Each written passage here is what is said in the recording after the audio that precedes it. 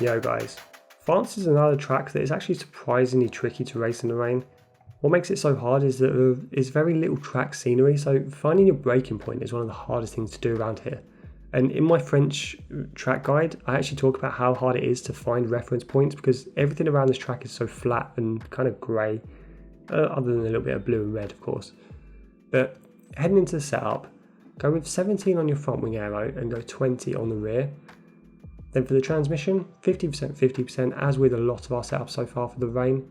Suspension geometry, again, probably one of my favourite setups to go to for a wet setup is minus 2.7 front camber, minus 1 rear, and then far left on the front toe and rear toe. For your suspension itself, go pretty soft all round. Go 3 at your front, 2 at the rear, and then 4 at your front anti-roll bar, and 2 on your rear ARB. And then a ride height of 7 and 7. Again, very similar to a lot of our wet setups.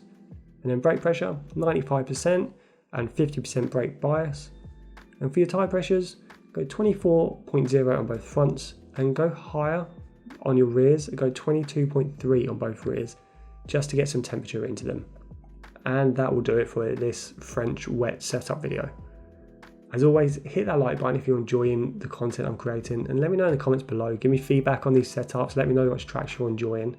And subscribe as well if you want more F1 22 and general sim racing content. But for now guys, I'll see you on track.